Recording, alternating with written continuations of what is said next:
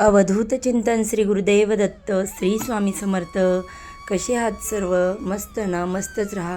माझ्या सगळ्या गोड यूट्यूब फॅमिलीचं मी शर्मिला माझ्या या यूट्यूब चॅनेलमध्ये अगदी मनापासून स्वागत करते. आजचा दिवस तुम्हाला खूप छान जावो ही स्वामी महाराजांच्या चरणी प्रार्थना करते आणि आपल्या आजच्या या नवीन व्हिडिओला सुरुवात करते. तर बघा, आजच्या या आपण व्हिडिओमध्ये जाणून घेणार आहोत मकर संक्रांती 2026ची माहिती. मकर संक्रांतीच्या दिवशी भगवान सूर्य मकर राशीत प्रवेश करतात आणि आपले पुत्र शनी महाराज यांना ते भेटायला जातात अशी आख्यायिका आहे. मकर संक्रांतीपासून उत्तरायण सुरू होतं, म्हणजेच देवांचा दिवस सुरू होतो. या मकर संक्रांतीच्या दिवसापासून सूर्याचं उत्तरायण सुरू होतं आणि याच उत्तरायणाचा काळ अतिशय शुभ मानला जातो. आपल्या जीवनातील अंधकार नष्ट करणारा असा हा दिवस आहे. त्यामुळे मकर संक्रांतीच्या पुण्यकाळात जप, तप, दान अवश्य करावीत. यंदा 2026मध्ये मकर संक्रांती कधी येणार आहे? मकर संक्रांतीचे वाहन काय आहे? मकर संक्रांती कशावर बसून येणार आहे? मकर संक्रांती कोणत्या रंगावर आली आहे आणि कोणत्या दिशेस जात आहे? पुण्यकाल कोणता? मकर संक्रांतीचे संपूर्ण फल, नक्षत्र कोणते? या दिवशी कोणते दान करावे? ही सगळी माहिती आपण आजच्या या व्हिडिओमध्ये जाणून घेणार आहोत. तर बघा, आपल्या हिंदू धर्मामध्ये मकर संक्रांतीला फार महत्त्व आहे. जेव्हा सूर्य मकर राशीत प्रवेश करतो त्या शुभयोगाला मकर संक्रांत असं म्हणतो. तर मकर संक्रांत हा सण आपण अगदी आनंदाने साजरा करतो. मकर संक्रांत हा सण नेहमी आपण पाहत आलो की तो 14 जानेवारीला येतो किंवा मग 15 जानेवारी असं क्वचित घडत असतं. 14 जानेवारीला 2026 रोजी संक्रांत आली आहे. खूप दिवसानंतर असा योग आला आहे की याच दिवशी षष्ठीतील एकादशी देखील आहे. शुभ अशी तिथी आहे. तसेच एकादशी आणि मकर संक्रांती एकत्र आपण साजरी करणार आहोत. शके 1947 या वर्षी कृष्ण पक्षात बघा बुधवारी 14 जानेवारी 2026 दुपारी 3:06 सूर्य मकर राशीत प्रवेश करतो.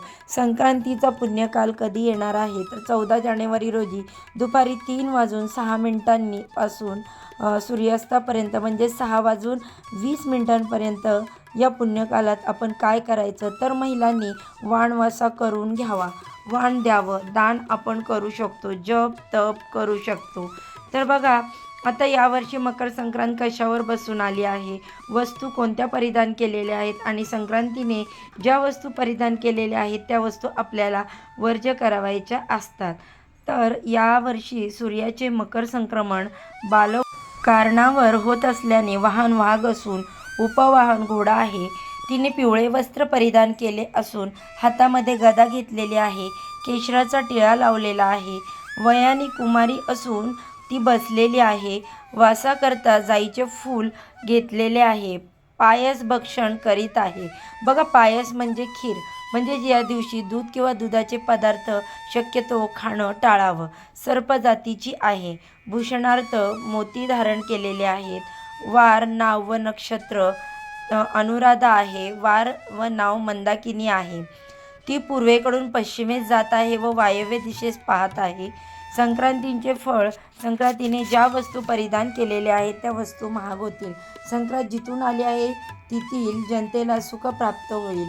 पर्व काळामध्ये द्यावयाचे दान, नवे भांडे, गाईला घास, अन्न, तिळपात्र, गूळ, तीळ, सोने, भूमी, गाय, वस्त्र, घोडा इत्यादी यथाशक्ती दान करावीत.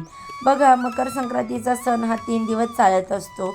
मकर संक्रांतीच्या आदल्या दिवशी भोगी हा सण साजरा केला जातो. तर यंदा भोगी हा सण मंगळवार 13 जानेवारीला असणार आहे. 14 जानेवारीला मकर संक्रांत आणि 15 जानेवारीला किंक्रांत हा सण साजरा केला जाणार आहे. किंक्रांत म्हणजे कर गुरुवार दिनांक 15 जानेवारी 2026ला असणार आहे. अशा प्रकारे तिन्ही दिवसांचं वेगळं असं महत्त्व आहे. आपल्याकडे 3 दिवस अगदी छान आणि उत्साहामध्ये मकर संक्रांत साजरी केली जाते.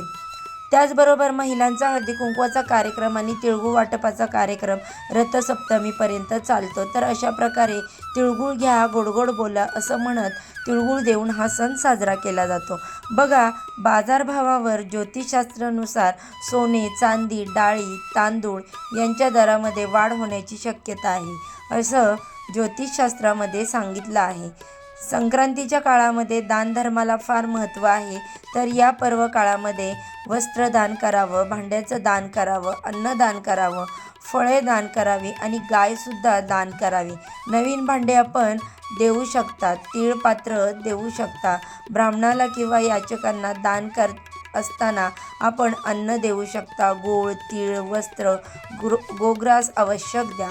या दिवशी आपण सत्यनारायणची पूजा करू शकता. तसंच तीळ हवन देखील आपण या दिवशी करू शकता.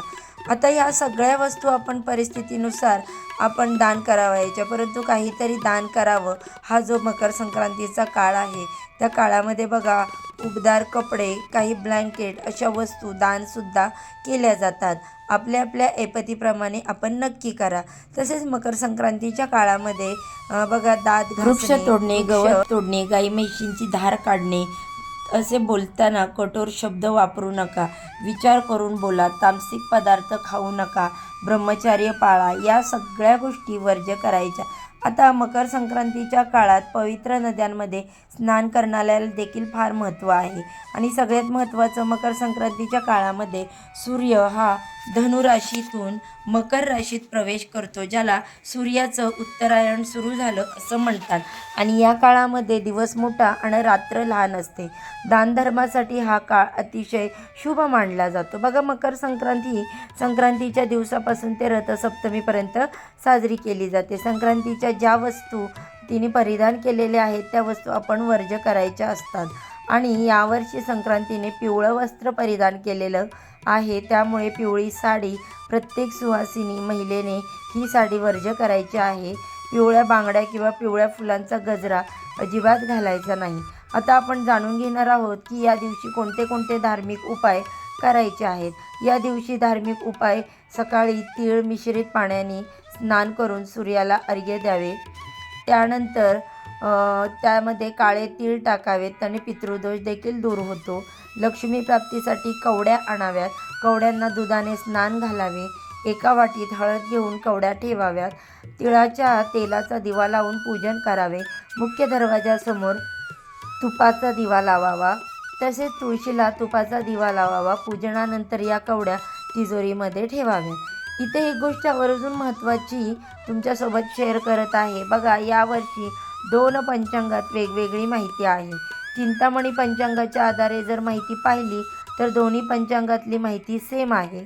पण फक्त चिंतामणी पंचांगामध्ये काळा रंग वर्ज्य सांगितलेला आहे आणि आपल्या कॅलेंडरमध्ये तसे दुसऱ्या पंचांगात पिवळा रंग वर्ज्य सांगितलेला आहे. तसेच पाहिले तर गेल्या वर्षी देखील पिवळा रंगच वर्ज्य होता. तर अशा पद्धतीने यावर्षीची मकर संक्रांतीला या शुभ तिथीचा आपण सदुपयोग करा. या दिवशी भगवान सूर्यांची, भगवान विष्णूंची सेवा करा. आपल्या जीवनातील अंधकार नष्ट होईल. आपल्या जीवनातील सकारात्मकता येईल. तर हा बघा, महत्त्वाचा व्हिडिओ तुमच्यासोबत शेअर करायचा होता. व्हिडिओ आवडला तर व्हिडिओला नक्की लाईक करा, शेअर करा व चॅनेलला सबस्क्राईब करायला विसरू नका. व्हिडिओ शेवटपर्यंत पाहिल्याबद्दल अगदी मनापासून तुमची खूप खूप आभारी आहे. चला तर मग आजच्या व्हिडिओचा इथेच एंड करते. उद्या अशाच छानशा माहितीसोबत, नवीन व्हिडिओसोबत पुन्हा नव्याने भेटू. सर्वांना श्री स्वामी समर्थ.